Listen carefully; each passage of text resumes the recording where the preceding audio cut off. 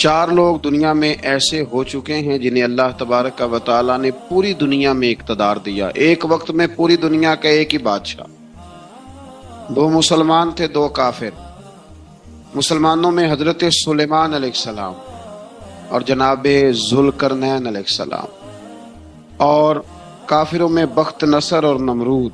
یہ 2 لوگ ہیں جنہیں اللہ نے پوری دنیا میں اقتدار دیا، اور پھر اس کے بعد آنے والے وقت میں اللہ تعالیٰ امام مہدی کو سارا اقتدار عطا فرمائے گا پوری دنیا کا۔ حضرت ذوالقرنین کے بارے میں 2 روایات ہیں، ایک تو یہ ہے کہ وہ نبی تھے اور ایک یہ ہے کہ نہیں وہ ولی تھے، لیکن مجھے حضرت مولا علی شیر خدا رضی اللہ تعالیٰ عنہ کا قول ملا ہے جس میں آپ نے فرمایا کہ نہیں وہ نبی نہیں تھے، تو اس لیے میرا نظریہ یہی ہے کہ وہ اللہ کے ایک نیک بندے تھے۔ اللہ نے انہیں پوری زمین میں اقتدار دیا، وہ ایک مہم پہ نکلے، ان کا ارادہ بنا کہ میں ذرا دنیا کا چکر لگاؤں، تو انہوں نے سفر شروع کیا کہ میں دیکھوں ذرا سورج غروب کہاں ہوتا ہے۔ تو فرماتے میں پہنچا، بڑا گیا، لیکن میں اس مقام تک پہنچ گیا جہاں سورج غروب ہوتا ہے، تو پھر میں نے دیکھا کہ ایک سیاہ کنواں ہے جس کے اندر جا کے وہ چھپ گیا ہے، لیکن رب کریم کی اس حقیقت تک میں پہنچ سکا نہیں۔ پھر آپ فرماتے ہیں کہ میں آگے نکلا تو مجھے ایک قوم کے بارے میں بتلایا گیا جو بڑی خونخوار قوم تھی، بڑی خونخوار، اس کو یاجوج اور ماجوج کہا جاتا ہے۔ یہ قوم اتنی خونخوار تھی کہ یہ درندوں کو بھی کھا جایا کرتی تھی، اتنے لمبے چوڑے ان کے قد تھے، اتنے زیادہ طاقتور تھے کہ سانپ اور بچھو بھی کھا جاتے تھے۔ یہ نکلا کرتے تھے سبزے کے دنوں میں تو ساری کھیتیاں اجاڑ جاتے تھے، ہر چیز تباہ کر جاتے تھے، حتیٰ کہ انسانوں تک کو کھا جاتے تھے۔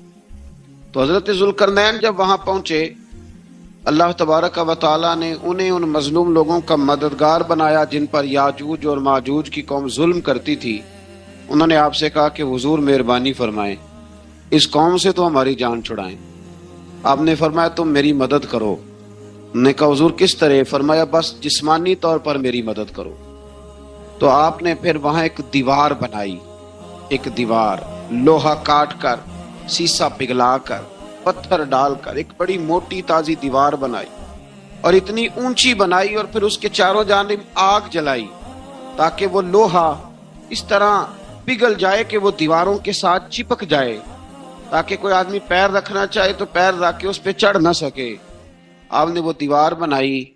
اب اس قوم کا حال یہ ہوا کہ وہ اس کے اندر قید ہیں، وہ صبح جب اٹھتے ہیں تو اس کو توڑنا شروع کرتے ہیں، توڑتے رہتے ہیں، تو جب شام ہوتی ہے تو ان میں سے ہر روز ایک شخص کہتا ہے اتنی رہنے دو، باقی کل کریں گے۔ لیکن جب وہ سویرے اٹھتے ہیں تو اللہ تعالیٰ اس دیوار کو پھر سے مضبوط فرما دیتا ہے۔ نبی کریم علیہ الصلوۃ والسلام نے فرمایا قرب قیامت میں ایک وقت آئے گا، قیامت کے قریب جا کے ایک ٹائم ایسا آئے گا کہ اس مخلوق میں سے ہی ایک شخص پکارے گا اور پکار کے کہے گا کہ اب سو جاؤ انشاءاللہ۔ اللہ ان کی زبان پہ جاری کہے گا اب سو جاؤ اور سویرے انشاءاللہ یہیں سے شروع کریں گے۔ تو فرمایا وہ چونکہ انشاءاللہ کہیں گے تو پھر اللہ تبارک و تعالی اگلے دن اس دیوار کو وہیں پہ رکھے گا جہاں رات کو انہوں نے اسے چھوڑا تھا۔ اگلے دن وہ توڑیں گے تو دیوار ساری ٹوٹ جائے گی، اور پھر اللہ تبارک و تعالیٰ کا فضل ہوگا تو مسلمان کی طرف وہ بڑھیں گے، وہ قتل و غارت کریں گے، پھر سے وہی درندگی کریں گے۔ تو پھر حضرت عیسیٰ علیہ السلام ان کے لیے دعا کریں گے، تو دعا کا یہ حال ہوگا کہ ان کے وجود پر کچھ ایسی چیزیں برآمد ہوں گی جن کی وجہ سے وہ مر جائیں گے، ختم کر دیے جائیں گے، قیامت کے قریب جا کے وہ دوبارہ آئیں گے۔ اس کے بعد پھر اللہ تبارک و تعالیٰ نے سورہ کہف کی آخری آیات میں 7 سمندر اور ان جیسے اور بھی آ جائیں، فرمایا 7 سمندر ہوں اور ان جیسے اور بھی آ جائیں اور مل کر وہ روشنائی بن جائیں تو میرے رب کے کلمات ختم ہونے سے پہلے سمندر ختم ہو جائیں گے۔ اور آخری آیت میں اللہ تعالیٰ نے فرمایا کہ رسول صلی اللہ تعالی علیہ وسلم آپ کہہ دیجئے کہ میں تمہاری طرح ہی ایک بشر ہوں، انا بشر مثلکم، میں بھی تمہاری طرح ایک۔ اب مثلکم کا بہت سارے لوگوں نے ترجمہ اپنی طرح کا کر لیا ہے، حالانکہ حضور صلی اللہ تعالی علیہ وسلم نے فرمایا کہ بشر ہونے میں تمہاری طرح ہوں، रसूल होने में तुम्हारी तरह नहीं, अल्लाह का हबीब होने में तुम्हारी तरह। और वो ये जो मैं कह रहा हूं ना नहीं, तो ये सही बुखारी के लफ्ज हैं। हुजूर ने फरमाया अय्युकुम मिस्ली, कौन है तुम में जो मेरी तरह हो। ये सही बुखारी के लफ्ज है। अल्लाह तबारक व तआला समझने की तौफीक अता फरमाए। फिर इससे आगे सूरह मरियम शुरू होती है। इस सूरत में अल्लाह तबारक व तआला ने हजरत ज़करिया अलैहिस्सलाम का जिक्र फरमाया है कि वो लावलद थे और बुढ़ापे की उम्र को पहुंच चुके थे। उन्होंने अल्लाह ताला से औलाद की दुआ की जो इनका और आले याकूब का वारिस हो, तो अल्लाह ताला ने उन्हें बेटे की बिशारत अता फरमाई जिसका नाम उन्होंने याहया रखा। बल्कि ये नाम उन्होंने पहले से रख लिया था, ये याहया नाम उन्होंने पहले से रख लिया था। मुझे अब लोग किस सेंस में मसला पूछते हैं ये नहीं मुझे बता, लेकिन मुझसे एक दोस्त ने कुछ दिन पहले पूछा कि पैदाइश से पहले बच्चे का नाम रखना जायज़ है। तो मैंने उन्हें कहा कि हाँ, आप सूरह मरियम पढ़ेंगे तो आपको अंदाजा होगा कि हजरत ज़करिया ने बेटे का नाम पहले ही रख दिया था, क्योंकि उन्हें यकीन कामिल था कि रब करीम मुझे बेटा ही अता फरमाएगा। तो हजरत याहया अलैहिस्सलाम को अल्लाह ताला ने बचपन में ही नबुव्वत अता की और किताब दी। इनके औसाफ ये बयान किए कि वो पाकीज़ा और मुत्तकी थे, माँ बाप के साथ नेकी करने वाले थे और सरकश नहीं थे। इन पर सलाम हो जब वो पैदा हुए और इन पर सलाम हो जब उनकी वफात हुई और क़यामत के दिन जब उन्हें उठाया जाएगा। इससे मालूम हुआ कि नबी करीम अलैहिस्सलाम पर या किसी भी नबी पर सलाम भेजना और उस दिन पर सलाम भेजना जिस दिन अल्लाह ताला ने उन्हें पैदा फरमाया है, ये कुरान मजीद से साबित है। यानी आप ये कह सकते हैं कि जिस सुहानी घड़ी चमका तैबा का चांद, उस दिल अफरोज साथ पे, दिल अफरोज साथ पे, तो ये ऐने कुरान मजीद है कि जिस दिन वो पैदा हुए उस दिन उन पर सलाम। अल्लाह ताला समझने की तौफीक अता फरमाए। फिर इससे आगे चलकर हजरत मरियम सलामुल्लाह अलैहा का जिक्र है कि उनके पास फरिश्ता आया। हम तीसरे पारे में भी उनका जिक्र पढ़ आए। फिर एक और जगह पे भी इशारतन किनायतन उनका तज़किरा आया कि उनके पास फरिश्ता इंसानी शक्ल में आया और फरिश्ते ने आके कहा कि मैं आपको बेटे की बिशारत देने आया। कहने लगी मेरे पास कैसे बेटा आएगा, मुझे तो किसी मर्द ने छुआ ही नहीं। तो फरमाया रब ऐसे ही करता है जब वो किसी काम का इरादा फरमा लेता है। तो हजरत मरियम के यहाँ अल्लाह तबारक व तआला ने हजरत ईसा अलैहिस्सलाम की विलादत फरमाई। हजरत ईसा बगैर बाप के पैदा हुए और हजरत आदम अलैहिस्सलाम बगैर माँ बाप के पैदा हुए। तो ये अल्लाह की कुदरत की निशानी है।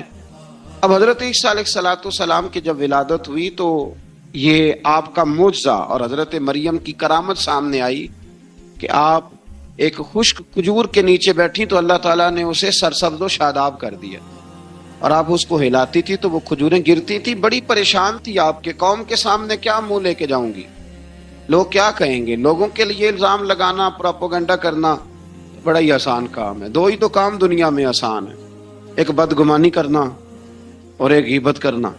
और इतना मजेदार काम है कि आप सारी दिहाड़ी कराएं। कोई बंदा थकने को तैयार, माज़अल्लाह सुम्मा माज़अल्लाह, सारा दिन। और अगर आप कहें कि अल्लाह का जिक्र करो, तस्बीह ले लो, सिर्फ 500 दफा दुरूद शरीफ पढ़ लो, तो फिर क्या बनेगा, काम याद आ जाएगा। बहुत सारे लोगों निकल लेंगे। कभी कभी कुछ चीजें बड़ी याद रह जाती हैं। एक शायर ने एक शेर कहा था, मेरी थोड़ी सी शेरी ज़ौक़ है तो मुझे दिलचस्पी है, रह जाती हैं कुछ बातें ज़हन में। एक दफा हमारे एक दोस्त के बारे में कुछ प्रोपेगेंडा होने लगा तो मैंने उन्हें एक शेर लिख के भेजा, मुझे याद था। मैंने एक शेर लिखा, किसी शायर ने कहा था कि मखलूक तो फनकार है इस दर्जा के पल भर में, संगे दरे काबा से भी असनाम तराशे। काबे के अंदर से मिट्टी लेके लोग बुत बना लेते हैं और अल्लाह का शरीक बनाते हैं। तो कहने लगा शायर के मखलूक तो फनकार है इस दर्जा के पल भर में, संगे दरे काबा से भी असनाम तराशे। तुम कौन हो, क्या चीज है दागे कबाबी, लोगों ने तो मरियम पे भी इल्जाम तराशे। लोग तो मिनट लगाते हैं, वो जो रही मस्जिद में, पली मस्जिद में, लोगों ने इल्जाम लगाने का वक्त आया तो इल्जाम लगा दिया, सैयद आयशा सिद्दीका पे लगा दी। सिद्दीक की बेटी और सिद्दीका, आप सोच सकते हैं कि लोग कहां तक जाते हैं और बातें कहां तक पहुंचती हैं। तो ये मेरे रब करीम का फजल और करम है कि जनाब मरियम की बरात का ऐलान भी कुरान ने किया और हजरत आयशा सिद्दीका की बरात का ऐलान भी कुरान पाक ने फरमाया। ये भी कुरान मजीद ने फरमाया है। اور کل پرسوں بھی بات ہو رہی تھی حضرت یوسف علیہ السلام کی، تو الزام تو لگتے رہتے ہیں. تو میں نے اس دن بھی سوال کیا تھا، پھر دہراتا ہوں کہ غلطی کیا تھی حضرت یوسف کی؟ کبھی کنواں اندھیرا، کبھی بھائیوں کے تھپڑ، کبھی مصر کا بازار. اور ذرا سوچو تو صحیح، جب بولیاں لگتی ہیں انسان کی تو کیا حال ہوتا ہے. اور پھر ذرا یہ بھی تو دیکھو نا کہ جب زلیخا نے الزام لگایا تو پھر کیا حال ہے. اور پھر 12 سال کی جیل. پر رب فرماتے ہیں شان میں نے یوسف کو ہی عطا فرمائی. تو حضرت مریم سلام اللہ علیہا جب وہ بیٹا لے کے گئی ان کے پاس تو انہوں نے کہا یہ کہاں سے آ گیا؟ آپ فرمانے لگی میں نے تو چپ کر روزہ رکھا ہوا ہے، اسی سے پوچھ لو یہ کہاں سے آیا ہے، یہی بتائے گا. پنگوڑے میں تھے حضرت عیسیٰ علیہ السلام، پنگوڑے میں. تو قرآن مجید کہتا ہے کہنے لگے قال انی عبد اللہ.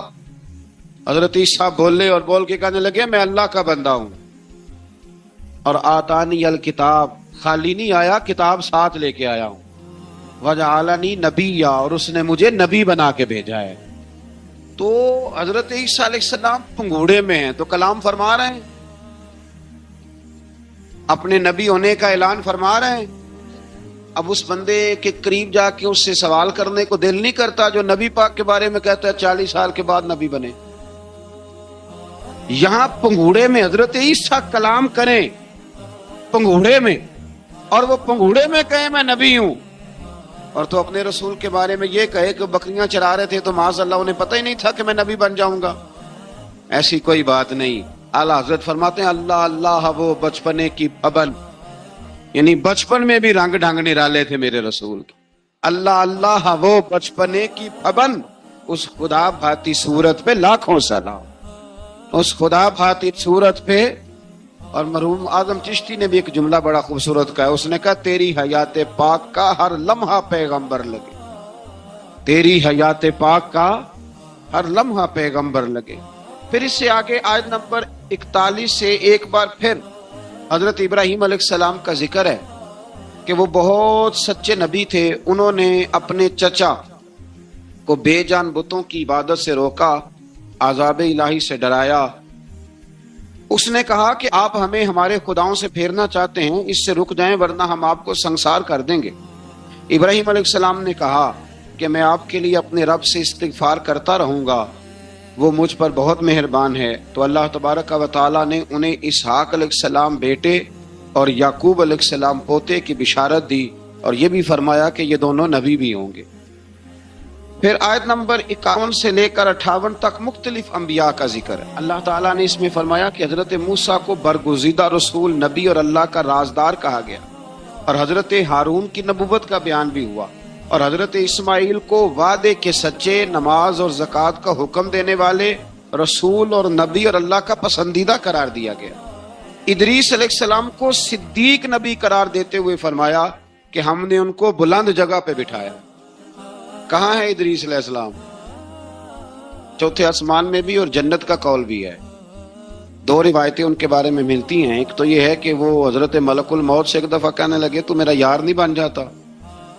اللہ ہی بھلا کرے. حضرت اسرائیل کو کہنے لگے دوست بن جو، بن جاتے ہیں، دوستی ہو گئی. فرمانے لگے یار موت کا ذائقہ کیسے چکھاتا ہے؟ کہنے لگا میں آپ کو چکھا دیتا ہوں. آپ کو موت کا ذائقہ چکھایا اور دوبارہ پھر روح ڈال دی، آپ اٹھ کے بیٹھ گئے. کہنے لگے دوزخ تو دکھا، نے وہ بھی دکھا دی. فرمایا جنت تو دکھا، جنت بھی دکھائی. تو کہنے لگا واپس چلیں. فرمانے لگے اب تو نہیں جانا. کیوں؟ فرمایا رب فرماتا ہے ہم فیہا خالدون، جو جنت میں آئے گا یہی رہے گا. نے کہا جناب وہ تو پہلے موت کا ذائقہ چکھنا ہے، پل صراط جو دوزخ کے اوپر ہے وہاں سے گزرنا ہے. تو آپ فرمانے لگے یہ دونوں کام میں کر چکا ہوں اور تو نہیں کرائے ہیں، لہذا میں آ گیا ہوں تو میں نے یہیں پہ رہنا ہے. اب حضرت ملک الموت علیہ السلام نے عرض کی مالک یہ تیرا بندہ. فرمایا تیری دوست بھی اس کے ساتھ لگی تھی تو میری توفیق سے ہی لگی تھی، اور یہ یہاں تک آئے بھی میری توفیق سے ہی ہے. میرا ارادہ بن گیا انہیں یہاں رکھنے کا. میری طلب بھی تو تیرے کرم کا صدقہ ہے، میری طلب بھی تو تیرے کرم کا صدقہ ہے. یہ پاؤں اٹھتے نہیں بلکہ یہ اٹھائے جاتے ہیں. تو یہ بھی تو اس کا کرم ہوتا ہے نا کہ وہ کس طرح کر کے کسی کو نوازتا ہے. آیت نمبر 59 میں اللہ تعالیٰ کے فرما بردار اور سرکش بندوں کے احوال اور جو ان کے آخرت میں احوال ہوں گے ان کا ذکر کیا گیا ہے۔ آیت نمبر 66 میں بتایا گیا ہے کہ منکرین آخرت حیات بعد الموت کے بارے میں ہمیشہ شک میں مبتلا رہے۔ انہیں یقین ہونا چاہیے کہ مرنے کے بعد دوبارہ وہی خالق زندہ کرے گا جس نے پہلی بار بغیر کسی نام و نشان کے پیدا کیا۔ آیت نمبر 76 میں بتایا کہ جو لوگ گمراہی میں مبتلا ہیں ان کے ابتلا میں اضافے کے لیے مہلت کی مدت بڑھا دی جاتی ہے، اور جو ہدایت یافتہ ہیں ان کو مزید استقامت نصیب ہوتی ہے۔ اللہ کے ہاں ثواب اور انجام خیر کے اعتبار سے باقی رہنے والی نیکیاں سب سے زیادہ بہتر۔ ایسی نیکیاں کریں جو باقی رہیں ہمیشہ، کیا کہتے ہیں، صدقہ جاریہ۔ آیت نمبر 81 میں فرمایا کہ مشرکین اس امید پر اللہ کے سوا معبودان باطل کی عبادت کرتے ہیں کہ مشکل میں ان کی مدد کریں گے۔ فرمایا ہرگز نہیں، وہ ان کے دشمن بن کے عبادت کا انکار کریں گے۔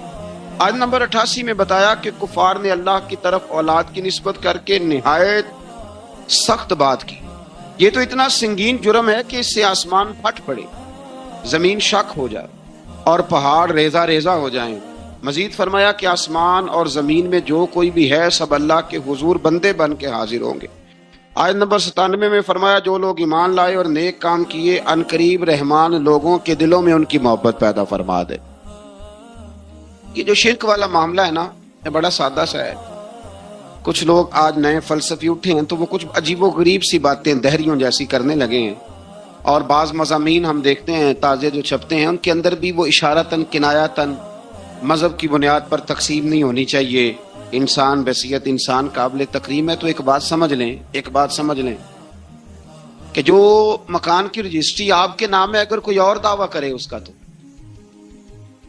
آپ کو برداشت ہے؟ یہ ہو نہیں نہ سکتا میاں۔ ملک میں وزیر کئی ہو سکتے ہیں پر وزیر اعظم ایک ہوتا ہے، اس کو سمجھ لیں۔ تو جب اللہ کی توحید میں کوئی کسی کو شریک ٹھہراتا ہے تو بہت بڑا جرم کرتا ہے، وہ بہت بڑا جرم کرتا ہے۔ یوں سمجھ لیں کہ جیسے آپ کی 5 مرلے کی زمین پہ کوئی آ کے قبضہ کرے، اسے مار دینے کو دل کرتا ہے۔ اس لیے یہ ساری زمین رب کریم کی ہے، آسمان و زمین کا خالق اور مالک۔ تو شرک ناپسندیدہ بات، ناپسندیدہ۔ سورہ طٰہٰ شروع ہوتی ہے۔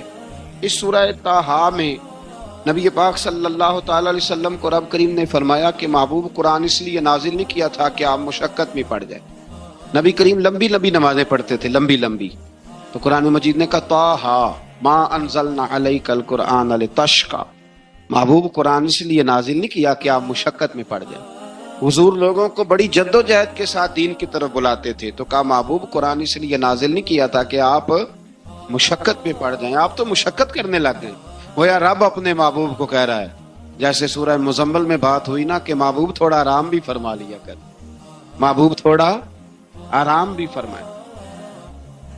پھر فرمایا کہ یہ قرآن نصیحت کے لیے نازل ہوا ہے، اور اللہ ظاہر و باطن سب کو جانتا ہے، اور وہ وحدہ لا شریک ہے، اور سارے اچھے نام اسی کے ہیں۔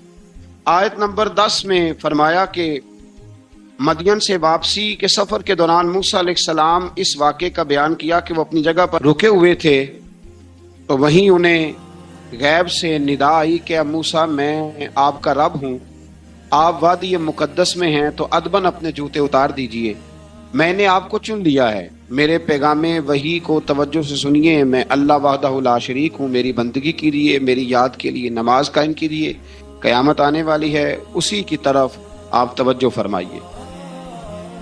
اسی موقع پر آپ کو جو معجزات عطا کیے گئے ان کا بھی ذکر ہے، اور وہ ہم پیچھے بہت ساری جگہوں پہ اس کا ذکر کر آئے کہ اللہ تعالیٰ نے ان کو ایک ایسا عصا عطا فرمایا تھا کہ وہ ایک دم میں ہی بہت بڑا اژدہا بن جایا کرتا تھا، اور پھر حضرت سیدنا موسیٰ علیہ السلام اپنا ہاتھ گریبان میں ڈال کے نکالتے تھے تو آفتاب کی طرح روشن ہو جاتا تھا۔ اقبال کہتے ہیں یدے بیضا لیے بیٹھے ہیں اپنی آستینوں،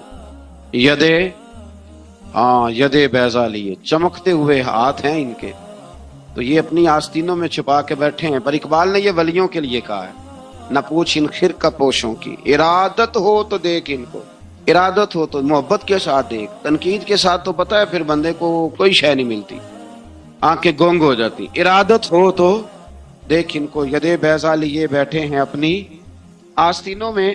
پھر اللہ تعالیٰ نے نا حضرت موسیٰ علیہ السلام کو حکم دیا تھا کہ فرعون کو دعوت دیں، تو حضرت موسیٰ نے دعا مانگی جو آیت نمبر 25 اور 28 میں موجود ہے، رب اشرح لی صدری ویسر لی امری واحلل عقدۃ من لسانی یفقہوا قولی۔ اے میرے رب میرے لیے میرا سینہ کھول دے، میرے لیے میرا کام آسان کر دے، میری زبان کی گرہ کھول دے تاکہ وہ لوگ میری بات کو سمجھ سکیں۔ یہ آپ نے دعا فرمائی، اور آگے جا کے مزید آپ نے التجا کی کہ میرے خاندان میں سے میرے بھائی ہارون کو اس مشن میں میرا وزیر بنا دے تاکہ مجھے تقویت ملے، اور اسے میرا شریک کار بنا دیجیے۔ اللہ تعالیٰ نے ان کی اس دعا کو قبول فرما لیا۔ آیت نمبر 38 سے حضرت موسیٰ علیہ السلام کی پیدائش کا ذکر ہوتا ہے، اور یہ تقریباً آیت نمبر 76 تک چلتا ہے۔ واقعہ آپ نے پہلے بھی سنا ہوا ہے، اپنے لفظوں میں بھی عرض کیے دیتا ہوں۔ فرعون کو اس نے وہ خواب دیکھ لیا تھا کہ ایک ستارہ اٹھے گا اور پھر وہ گرے گا تو میری ساری سلطنت کو تباہ کر دے گا۔ نجومیوں سے اس نے پوچھ لیا، اس نے کہا کہ ایک بچہ پیدا ہوگا جو تیری سلطنت کو تباہ کرے گا۔ چاہیے تو یہ تھا کہ وہ توبہ کرتا، لیکن اس نے کیا کیا کہ اس نے بچوں کو قتل کرانا شروع کیا۔ یذبحون ابناءکم، ذبح کرا دیتا تھا تمہارے بیٹوں، اور بچیوں کو وہ زندہ رکھتا تھا۔ اللہ تبارک و تعالیٰ کی قدرت دیکھیے، رب بڑا ہی کریم ہے۔ آپ یقین کریں مولا کے دینے کے انوکھے ہی انداز ہیں۔ یعنی حضرت موسیٰ کوہ طور کے پاس آگ لینے جائیں تو اللہ تبارک و تعالیٰ پہلی وہی فرما کے نبی بنا لے۔ بھائی حضرت یوسف کو کنویں میں ڈالیں تو رب وہاں سے نکال کے مصر کا حکمران بنا دے۔ وہ بڑا ہی بے نیاز ہے۔ مولا کے دینے کے انداز بڑے ہی انوکھے ہیں، وہ بڑے انوکھے انداز میں نوازتا ہے۔ تو حضرت موسیٰ جب پیدا ہوئے تو ان کی والدہ نے پتہ کیا کیا، ان کو ایک صندوق میں بند کر کے دریا میں بہا دیا۔ اب دریا میں بہتے جا رہے ہیں تو ماں تھی تو پریشان بھی ہو گئی، ان کی ہمشیرہ کو کہنے لگی ذرا دھیان رکھنا کدھر جاتے ہیں۔ حضرت موسیٰ علیہ السلام دریا میں بہتے بہتے نا، فرعون نے نا دریا کے کنارے مکان بنایا ہوا تھا۔ آپ کو پتہ ہے بادشاہوں کا ذوق ہوتا ہے، آج کل ہمارے جو حکمران ہیں انہوں نے اس کا نام فارم ہاؤس رکھا ہوا ہے، میرا فارم ہاؤس، اور پرانے زمانے میں لوگ ڈیرا کہتے تھے۔ تو اس نے بھی اس طرح کا فارم ہاؤس بنایا ہوا تھا۔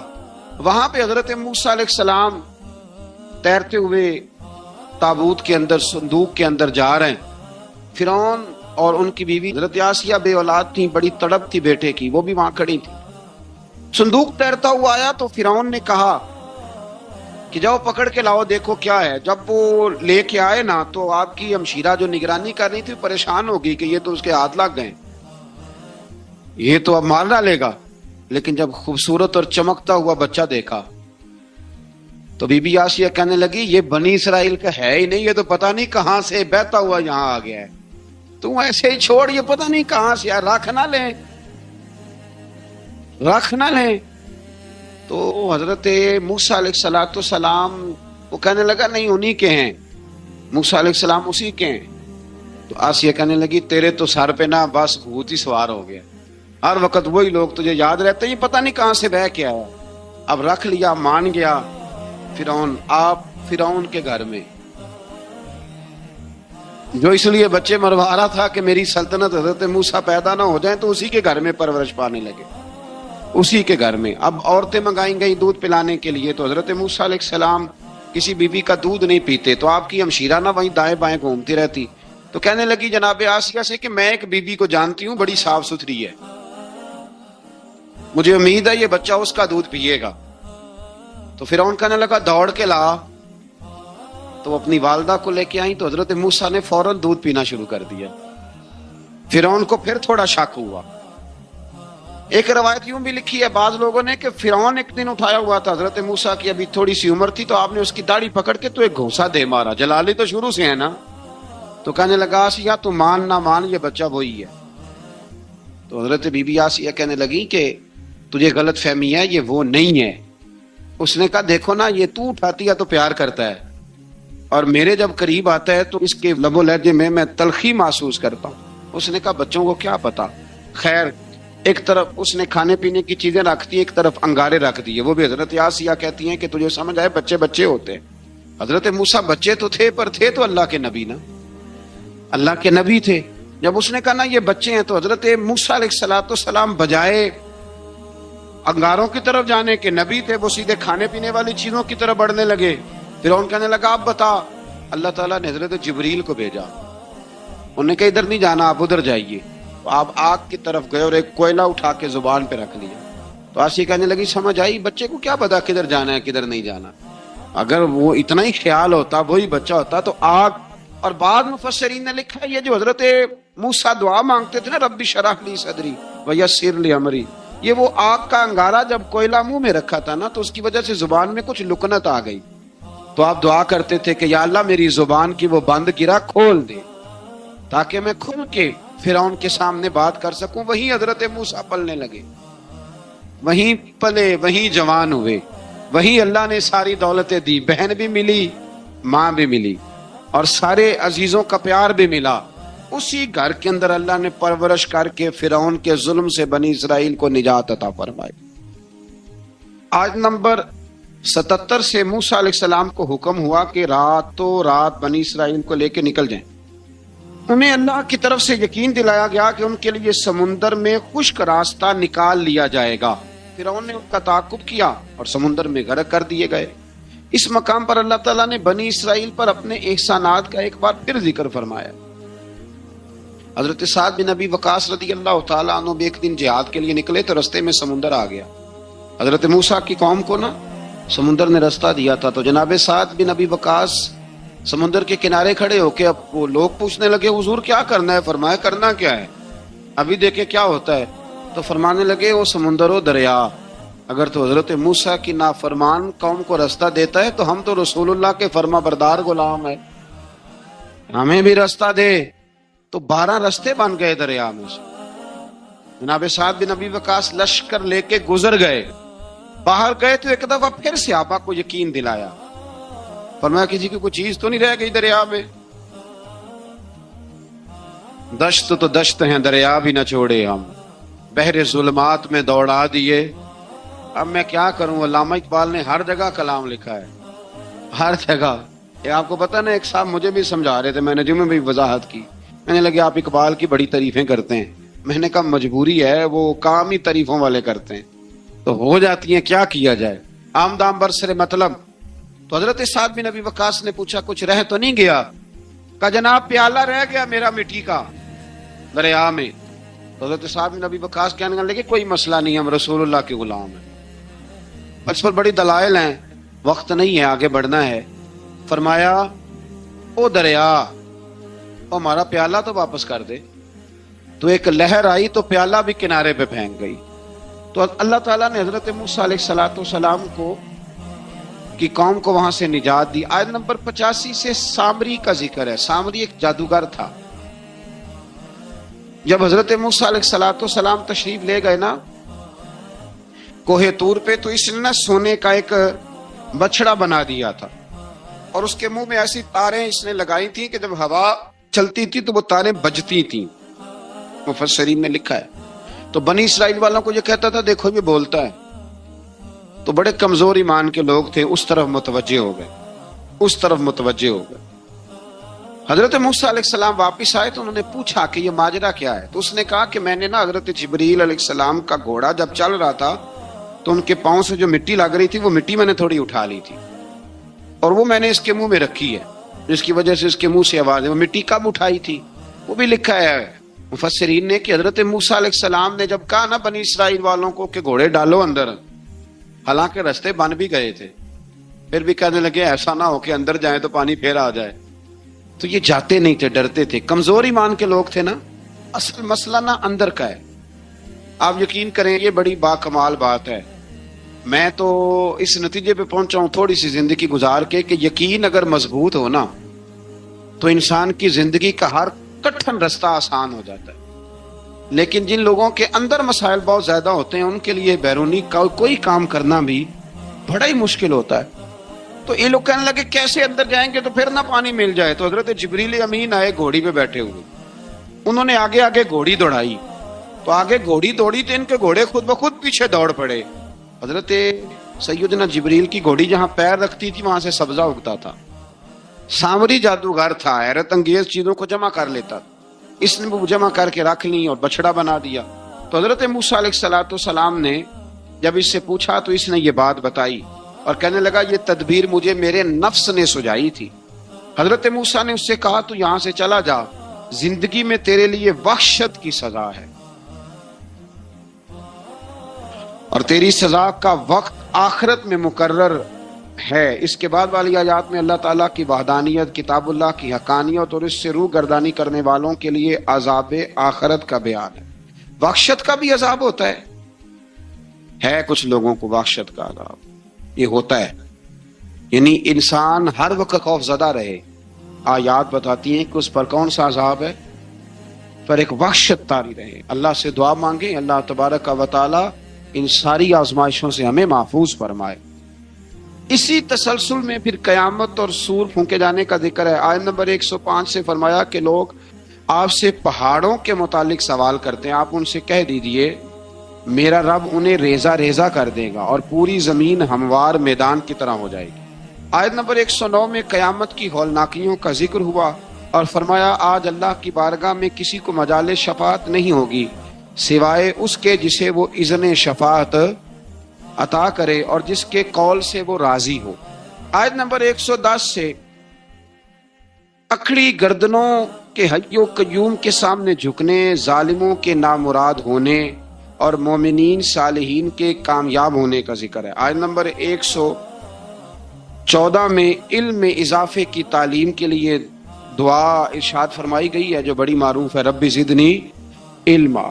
آیت نمبر 115 سے اس بات کا ذکر ہے کہ آدم علیہ السلام جو جنت میں درخت کے قریب چلے گئے تو یہ ان کی بھول اور اجتہادی خطا تھی، اللہ نے خود وضاحت فرما دی، اور انہوں نے قصداً اللہ کے حکم کی نافرمانی نہیں کی۔ آدم علیہ السلام کو جنت میں داخل کر کے بتایا کہ یہاں نہ بھوک لاحق ہوگی، نہ بے لباسی ہوگی، نہ پیاس لگے گی، نہ ہی دھوپ کی تپش محسوس ہوگی، اور یہ کہ آپ اپنے دشمن شیطان کی چالوں سے بچے رہیں گے۔ اس مقام پر قرآن نے اس موضوع کو پھر بیان کیا کہ شیطان نے وسوسہ ڈالا اور مخلص اور ہمدرد کا روپ دھار کر ان کو بہکایا۔ انہوں نے ممنوعہ درخت سے کھا لیا سو ان کے ستر کھل گئے اور جنت کے پتوں سے اپنے ستر کو ڈھانپنے لگے، پھر اللہ نے ان کی توبہ قبول کی اور جنت سے زمین پر بھیج دیا۔ آیت نمبر 124 سے اللہ تعالیٰ نے فرمایا جو ہماری یاد سے غافل رہے گا ہم اس کے لیے معیشت تنگ کر دیں گے، ومن اعرض عن ذکری فإن له معیشۃ ضنکا، جو ہماری یاد سے غافل ہوگا اس کے لیے زندگی اس پر اللہ تبارک و تعالی ہر وقت اپنی یاد کی توفیق عطا فرمائے۔ آیت نمبر 130 سے اللہ تعالیٰ نے ارشاد فرمایا ان کی باتوں پر صبر کیجیے، سورج کے طلوع اور غروب ہونے سے پہلے اپنے رب کی حمد کے ساتھ تسبیح پڑھتے رہیے، اور رات کے بعض اوقات میں اور دن کے حصوں میں بھی تسبیح پڑھتے رہیے تاکہ آپ کا رب راضی ہو جائے اور آپ بھی راضی ہو جائیں۔ مزید فرمایا کہ اپنے اہل خانہ کو نماز کا حکم دیں اور خود بھی نماز پر قائم رہیں، اور نیک انجام صرف تقوی پر کاربند لوگوں کے لیے۔ کفار قریش کے عذاب کے مطالبے کے جواب میں فرمایا کہ ان سے پہلے لوگوں کو اللہ نے ہلاک کر دیا تھا اور عذاب کا وقت مقرر ہے، اگر ہم رسول بھیجنے سے پہلے ہلاک کرتے تو یہ لوگ کہتے کہ ہمارے پاس عذاب سے پہلے رسول کیوں نہیں بھیجا، ہمیں کوئی سمجھا لیتا، ہم نہ یہ کام کرتے۔ اور فرمایا انتظار کرو تم ان قریب جان لو گے سیدھے راستے والے اور ہدایت یافتہ لوگ کون ہیں۔ قیامت میں اللہ تعالیٰ مجرموں کو حساب لے گا تو کہیں گے یا اللہ ہم تو تھوڑی دیر کے لیے تو گئے تھے، وہ پل بھر کے لیے گئے تھے، جھوٹ بول دیں گے تو اللہ فرمائے گا یہ تو تمہاری پرانی عادت ہے، یہ پرانی عادت ہے مجرم کی، کہ مجرم کیا کرتا ہے، جھوٹ بولتا ہے۔ نماز میں نہیں پڑھتے، کہتے کپڑے نہیں پاک، آؤ پھر ہوٹل پہ کھانا کھانے چلے تو کہتا میں ذرا بدل کے آیا۔ یعنی مجرمانہ سوچ ہے نا، غفلت کی سوچ، اور پھر اس پر دلائل دینا۔ یعنی آپ کسی سے پوچھے نماز پڑھتے ہو، کہتے ہیں حضرت صاحب جھوٹ نہیں بولنا، میں فجر کی پڑھتا ہوں باقی نہیں پڑھتا۔ میں نے کہا بڑا سچا ہے بھائی، تو یعنی میں جھوٹ نہیں بولتا۔ خدا کے بندے اتنی ڈھٹائی سے تو بات کر رہا ہے، اتنی ڈھٹائی سے۔ اور ایک بات آپ کو بڑی ذمہ داری سے عرض کرنے لگا ہوں، ذرا میری بات کو سمجھنا، اگر آپ 4 دن مسلسل گھر نہ جائیں، آپ کی بیوی شور کرتی ہے کہ نہیں کرتی؟ یہ ویسے بھی غیر اخلاقی بات ہے، آپ کی ذمہ داری نہیں ہے آپ کا گھر، تو 4 دن مسلسل آپ باہر رہیں بغیر کسی وجہ کے تو شور اٹھتا ہے کہ نہیں؟ اگر ابا جی آپ کے رہتے ہیں نا سعودی عرب میں تو وہاں بھی فون چلا جائے گا، اس کو سمجھائیں 4 دن سے گھر نہیں ہے، تو 4 دن گھر نہ جائے تو شور ہوتا ہے، اور تو مہینہ مسجد ہی نہیں جاتا۔ اور پھر تیرے اندر پھر مد و جزر نہ ہو، پھر جوار پھاٹا نہ ہو، پھر ساری نعمتیں موجود ہونے کے بعد تیرا کلیجہ منہ کو نہ آئے، پھر تیرا جگر نہ پھٹے، پھر رات کو تجھے نیند کیسے آئے؟ اس لیے کہ تو نے وہ اپنے اندر کے ساتھ دھوکہ شروع کر دیا ہے. تو وہاں گیا ہی نہیں جہاں سے تجھے 5 وقت آواز آتی ہے، پھر توجہ ہی نہیں کی. اس لیے سمجھ لیں کہ جو اندر بے چینی ہے اس کا کوئی نہ کوئی سبب ہے، کہیں نہ کہیں تو ہم نے غلطی کی ہے، کسی نہ کسی جگہ تو کوئی معاملہ ایسا ہے. امام مالک رحمۃ اللہ علیہ کے پاس ایک شخص آیا تو ناجائز پیسے کمایا کرتا تھا. کہنے لگا حضور سکون کوئی نہیں. تو امام صاحب نے ایک کی جملہ کہا، فرمانے لگے امانتیں امانت داروں کے حوالے کر دے، رب تجھے سکون عطا کر دے گا. وہ بندہ کہنے لگا یہ کیا؟ فرمانے لگے میرے پاس کسی کی امانت ہو تو مجھے نیند کوئی نہیں آتی، تو نے تو یتیموں مسکینوں کی رکھی ہوئی ہے، تجھے کیسے آئے گی؟ جیتے جاگتے آدمی کی امانت میرے پاس ہو تو میں کہتا ہوں یہ چھین نہ جائے، تو نے تو لوٹ مار کی رکھی ہے. اللہ ہمیں سمجھنے کی توفیق عطا فرمائے. آگے سورہ لقمان شروع ہوتی ہے. حضرت لقمان کے بارے میں بھی لوگوں کا بعض کا قول یہ ہے کہ حضرت لقمان نبی تھے، لیکن صحیح قول مفسرین نے یہی لکھا ہے کہ وہ نبی نہیں تھے، وہ اللہ کے ایک نیک بندے تھے، اللہ کے ولی تھے، ایک بڑے دانا آدمی، بڑے عقل مند آدمی تھے. اللہ تبارک و تعالیٰ نے انہیں بڑا نوازا تھا، بڑی حکمت والے تھے، بڑے سمجھدار تھے. آپ اندازہ کریں کہ اللہ نے ولیوں کا کتنا ذکر فرمایا قرآن مجید کے اندر. سورہ لقمان ایک ولی کے نام پہ.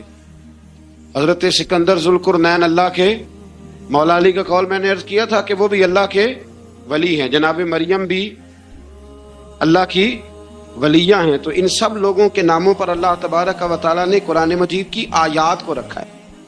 تو سورہ لقمان ہے، اس میں حضرت لقمان نے جو اپنے بیٹے کو نصیحتیں کی ان کا بھی ذکر ہے، اور بھی کئی چیزوں کا ذکر ہے.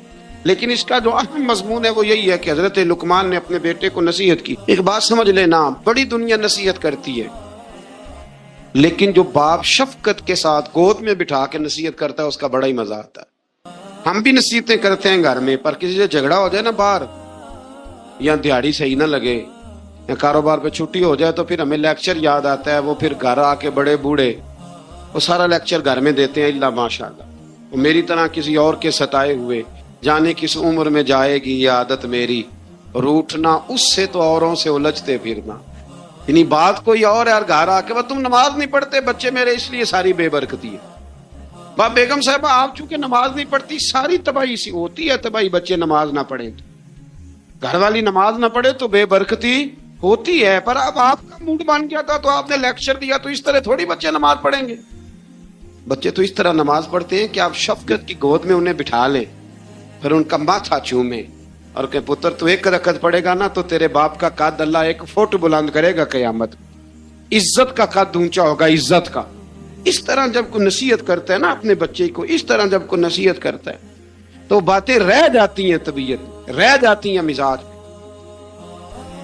تو یاد رکھیں کہ ماں باپ نصیحت کریں، ضرور کریں. جتنی ماں باپ کی نصیحت اثر کرتی ہے باہر والوں کی نہیں کرتی.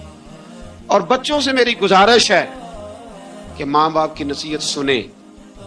باہر والے تو آپ کو نصیحت کریں گے، کہہ کے گزر جائیں گے. باپ نصیحت نہیں کرتا، باپ تو آپ سے اپنا درد دل بیان کرتا ہے. اور اتنی تڑپ کسی میں نہیں ہوتی کہ آپ بچ جائیں جتنی آپ کے ماں باپ میں ہوتی. ان کی دھیان لگا کے بات سنیں، ان کی طرف توجہ کریں. کسی نے بادشاہ سے کہا تھا کہ مزہ کب آیا تمہیں، تم بڑے بادشاہ رہے، بڑے خزانوں کے، مزہ کب آیا؟ کہنے لگا مزہ تب آیا کہ جب میں پہلے کسی زمانے میں، بعد میں وزیر اعظم بنا، جب میں نوکری کرتا تھا تو میں پیسے لا کے اپنی اماں کو دیتا تھا.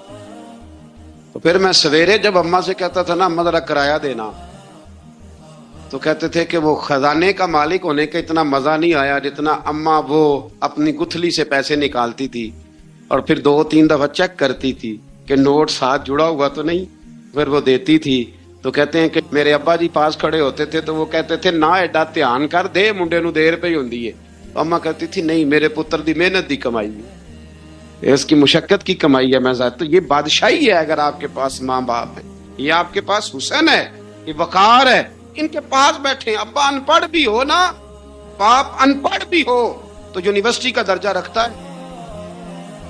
آج تک کسی کائنات میں نہ آکسفورڈ نے ایسا کوئی نصاب بنایا، نہ پنجاب یونیورسٹی نے، نہ کراچی یونیورسٹی نے. جو نصاب اللہ ماں کی ممتا کو دے کے دنیا میں بھیجتا ہے، وہ بنا ہی نہیں نصاب کہیں، کان لگا کے نصیحت سنو ماں باپ کی وہ کیا کہتے۔ تو حضرت لقمان اپنے بیٹے کو نصیحت کرتے ہیں۔ پہلی بات انہوں نے یہ کی کہ بیٹا کبھی شرک نہ کرنا، اور دوسری بات یہ کی اپنے بیٹے کو کہ اللہ اور ماں باپ کا شکر گزار ہونا، پھر فرمایا والدین کے ساتھ نیکی کا برتاؤ کرنا۔ اس مقام پر پھر قرآن نے اولاد کے لیے ماں باپ کی مشقتوں کا ذکر بھی فرمایا، اور یہ بھی فرمایا کہ اگر خدا نہ خواستہ کسی کے ماں باپ مشرک ہوں تو ان کے دباؤ میں شرک میں مبتلا نہ ہو، لیکن اس کے باوجود دنیاوی امور میں ماں باپ کے ساتھ بدستور نیکی کا برتاؤ کرے۔ اور پھر فرمایا پابندی سے نماز قائم کرنا، پھر فرمایا نیکی کا حکم دینا اور برائی سے بیٹا نیکی کا صحیح بات کریں اپنے دل سے۔ کبھی ہم نے بچوں کو کہا ہے کہ نیکی کا حکم دینا؟ بیٹے اچھا سا کاروبار کر، کوئی تگڑے سے پیسے کم، نیکی کا حکم دینا اور برائی سے، یہ باپ کہہ رہا ہے اپنے بیٹے بیٹا یہ تو نے ڈیوٹی کرنی ہے۔ اور پھر ارشاد فرمایا کہ پابندی سے نماز قائم کرنا، نیکی کا حکم دینا، برائی سے منع کرنا، لوگوں کے ساتھ تکبر سے پیش نہ آنا، زمین پہ اکڑ کے نہیں بلکہ عاجزی کے ساتھ چلنا۔ لیکن اگر ابا جی اپنے بچے کو بتائیں تو انہوں نے بال نہ کھیڑتا تھا پیالہ تو جٹا نہ منڈا ہے، اللہ ماشاء اللہ، اگر ابا جی یہ سبق پڑھائیں تو تکبر کا درس آیا کہ یہاں عاجزی کا درس آیا؟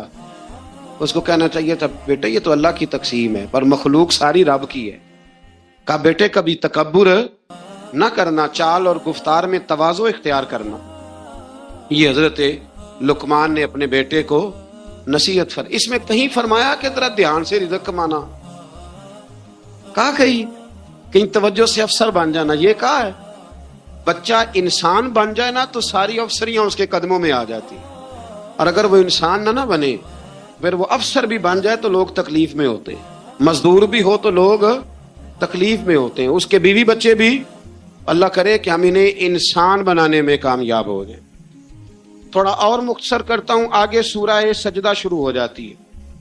اس کی آیت نمبر 7 سے انسان کے مٹی سے پیدائش اور نسل انسانی کے لیے جوہر حیات، نفع، روح، کان، آنکھ اور دل جیسی نعمتوں کا اللہ نے ذکر فرمایا۔ پھر آیت نمبر 15 میں فرمایا کہ ہماری آیات پر ایمان وہ لوگ لاتے ہیں جب ان آیات کے ذریعے انہیں نصیحت کی جاتی ہے تو اپنے رب کی تسبیح اور حمد کرتے ہیں، سجدے میں گر جاتے، تکبر نہیں کرتے۔ ان کے پہلو عبادت الہی میں مشغولیت کی وجہ سے بستروں سے دور رہتے، وہ اللہ کے عذاب سے ڈرتے ہیں اور اس کی رحمت کا یقین رکھتے ہوئے اسے پکارتے۔ پھر آیت نمبر 18 میں اللہ کریم نے فرمایا کہ مومن اور فاسق برابر نہیں ہو سکتے، مومن اور فاسق کبھی برابر نہیں ہو سکتے۔ باعمل مومنین کے لیے جنت کی صورت میں اللہ نے مہمانی تیار کی ہے، جبکہ فاسقوں کا ٹھکانہ جہنم ہے۔ پھر آگے سورہ احزاب شروع ہوتی ہے۔ سورہ احزاب، اس سورہ مبارکہ کی آیت نمبر 4 میں اللہ تعالیٰ نے فرمایا کہ میں نے کسی انسان کے پہلو میں 2 دل نہیں بنائے، دل ایک ہے، آنکھیں کتنی ہیں، کان کتنے، پیر کتنے، 2 ہونٹ کتنے، لیکن اللہ فرماتے ہیں دل میں نے، یہ نہیں ہو سکتا کہ ایک دل میں تم مجھے رکھ لو، ایک میں میرے دشمن کو رکھ لو، یہ نہیں ہو سکتا کہ ایک دل میں اسلام ہو دوسرے میں کفر ہو، یہ نہیں ہو سکتا کہ ایک دل میں میرا محبوب ہو اور دوسرے میں تم نے کسی دنیا دار کو بٹھایا ہو۔ دل ایک ہے تو محبوب بھی ایک ہی ہونا چاہیے۔ وہ الگ بات ہے کہ کبھی کبھی کسی شاعر نے یہ شکوہ کیا ہے، وہ بھی شکوہ نہیں، اس نے اپنی بات کی، ہم اپنے لفظوں میں لیتے ہیں نا۔ یوں سمجھ لیں کہ کسی نے کہا کہ میں حضور سے محبت کرتا تھا تو مجھے تڑپ لگ گئی، تو تڑپ کا مزہ بڑا آیا۔ اعلیٰ حضرت نے بھی کہا ہے نا، عشق تیرے صدقے جلنے سے چھٹے سستے، جو آگ بجھا دے گی وہ آگ لگائی ہے۔ تو وہ شاعر کہتا ہے کہ اتنا میں تڑپا ہوں اپنے محبوب کے لیے، تو تڑپ کا بھی ایک مزہ ہے۔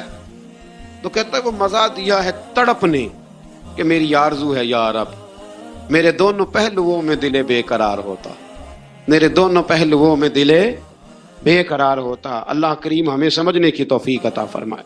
تو دل ایک ہے تو محبت بھی ایک ہی ہونی چاہیے۔ اسی آیت میں فرمایا کہ منہ بولے بیٹے وہ حقیقی بیٹے کے حکم میں نہیں ہوتے، نبی کریم علیہ السلام نے حضرت زید بن حارثہ کی پرورش کی تھی تو کچھ لوگوں نے زید بن محمد کہنا شروع کر دیا. فرمایا نام بھائی زید بن حارثہ ہی کہو, زید بن محمد نہیں کہہ سکتے. تو منہ بولا بیٹا حقیقی وارث نہیں ہوتا, یہ اللہ نے قانون بنا دیا. تو اس لیے یہ جو بچہ آپ اڈاپٹ کرتے ہیں لیتے ہیں تو اس کی ولدیت اصل لکھوایا کریں, اپنی نہ لکھوایا کریں. ہاں اگر آپ نے جائیداد میں سے اپنی مرضی سے کچھ شے دینی ہے تو زندگی میں دے دیں, لیکن شریعت کہتی ہے کہ اس کے نام کے ساتھ اس کے اصل باپ کا ہی نام آئے. پھر آیت نمبر 6 میں فرمایا النبی اولا بالمؤمنین من انفسہم, فرمایا یہ نبی مومنوں کے ان کی جانوں سے بھی زیادہ مالک ہے. اور ایک اولا کا معنی اقرب کیا گیا کہ نبی پاک مومنوں سے ان کی جانوں سے بھی زیادہ قریب ہے. جان کتنی قریب ہوتی ہے کسی کو پتہ ہے؟ کسی سائنسدان کا قول, کسی ڈاکٹر کا, تو جو سائنس آج تک یہ نہیں بتا سکی کہ جان کتنی قریب ہے, وہ اس کا پتہ کیسے بتائے گی جو جان سے بھی زیادہ قریب ہے. فرمایا محبوب جانوں سے بھی تمہارے زیادہ قریب ہے. اور اس کے ساتھ ہی فرمایا کہ جو نبی پاک علیہ الصلوۃ والسلام کی ازواج ہیں وہ مومنوں کی مائیں. آیت نمبر 7 میں انبیاء کرام کے فرائض رسالت کے متعلق لیے گئے وعدے کا ذکر ہے. پھر آیت نمبر 8 سے غزوہ خندق, جس کو غزوہ احزاب قرآن مجید نے کہا, اس غزوے کا بھی ذکر ہے. غالباً آیت نمبر 8 سے لے کر کوئی 20 آیت تک اس غزوے کا مختلف انداز میں سورہ احزاب کے اندر اللہ کریم نے 21ویں پارے میں ذکر فرمایا. کچھ یہودی بڑی بدعہدی کرتے تھے تو حضور نے انہیں وہاں سے نکال دیا تو وہ خیبر میں جا کے آباد ہو گئے. انہوں نے شرارت کی, مکے گئے اور مکے والوں کو تیار کیا کہ اس وقت بدر میں تم مسلمان تم سے جیت گئے تھے تو دیکھا نہیں تم نے احد میں, پھر تم جیت گئے معاذ اللہ, تو آؤ حملہ کرو ہم تمہاری مدد کریں گے. ابو سفیان کو تیار کیا اور کئی لوگوں کو تیار کیا, اور پھر بنو غطفان ایک قبیلہ تھا اس کو بھی ساتھ ملایا, کچھ اور قبیلوں کو ساتھ ملایا, تو تقریباً 10-12 ہزار کا لشکر لے کر انہوں نے مدینے پہ حملہ کیا, تیاری کی. نبی کریم علیہ السلام نے صحابہ کو مشورے کے لیے بلایا, بھائی خبر ملی ہے وہ تو آ رہے ہیں 10,000 کا لشکر لے کے, کیا کرنا ہے؟ سارے لوگ میٹنگ میں بیٹھے تو حضرت سلمان فارسی نے مشورہ دیا, عرض کی حضور ہمارے علاقوں کے اندر جب اس طرح کا ماحول ہوتا تھا تو خندق کھودی جاتی, ایک چوڑی خندق جس کو دشمن پھلانگ نہ سکے, اس میں آگ جلائی جاتی. گھوڑا کتنی کچھ چھلانگ لگا لے گا. مدینے کے 3 طرف ویسے ہی کہیں باغات ہیں, کہیں بڑی آبادی ہے گنجان آباد, کہیں پہاڑ ہیں, تو جو حصہ خالی ہے جہاں سے خطرہ ہے وہاں خندق کھود دیتے ہیں. نبی کریم نے فرمایا تمہاری بات مجھے بڑی پسند آئی ہے. آج کل بھی ویسے بڑے چھوٹوں سے مشورہ کرتے ہیں کہ نہیں؟ سوال ہی نہیں پیدا ہوتا. اور چلو میں بھی ایک بات کہہ ہی دیتا ہوں, اگر کئی دفعہ بندہ شاگردوں مریدوں سے مشورہ کر لے تو چوڑ بھی بڑے ہو جاتے ہیں, یہ بھی مسئلہ ہے. آپ مشورہ لے لینا. تو مشورہ تو آج کل ویسے بھی کوئی نہیں دیتا, جو بھی دیتا حکم ہی دیتا. یعنی اگر آپ نے بات مان لی تو ٹھیک ہے, نہ مانی تو بندہ ناراض ہے. تو میں کہتا ہوں آپ نے مشورہ دیا تھا کہ حکم دیا تھا؟ اگر تو حکم دیا تھا تو پھر چلو گستاخی ہو گئی, اگر مشورہ تھا تو مشورہ رکھا بھی جا سکتا ہے اور رد بھی کیا جا. اب بہت کبار صحابہ نے یہ کہا کہ باہر جا کے جنگ لڑیں گے, اندر رہیں گے تو بزدل سمجھیں گے, لیکن حضور نے فرمایا نہیں, سلمان فارسی بات ٹھیک کرتا ہے. اب باقی ناراض ہو گئے, واک آؤٹ کر گئے. کسی نے شکوہ کیا بعد میں. مزاج کو سمجھے, اسلام کے مزاج کو سمجھے. میں جمعے میں بھی کہہ رہا تھا ہماری سب سے زیادہ لڑائیاں پتہ کیا ہیں؟ انہاں میں نے پوچھیا ہی نہیں. اس سب سے بڑی لمبی چوڑی لڑائی اس کا نام ہے نانا جی بگڑ گئے, دادا جی بگڑ گئے, ابا جی بگڑ گئے. اور موٹی بات کیا ہے, انہیں سانو پوچھا نہیں, با مرضی کر لی. یہ سب سے بڑی, آپ ٹٹول کے لیں پیچھے سے تو یہ جملہ برآمد ہو جاتا ہے. اب اس کا کیا حل کیا جائے؟ اور اس کی توبہ بھی کوئی نہیں, اللہ معاف کرے, یعنی معافی بھی نہیں ملتی اس فکرے کی. تو حضرت سلمان فارسی کے کہنے پر حضور نے نا خندق کھودنے کا ارادہ فرمایا. 40 گز خندق کھودیں گے, 10 بندے مل کے. 10 آدمیوں کو کہا 40 گز خندق کھودنی ہے اور یہ 5 گز گہری ہونی چاہیے. اب خندق کھودنے لگے اور اتنی زیادہ قحط کا زمانہ تھا کہ صحابہ نے پیڑ پہ پتھر باندھ کے خندق کھودی.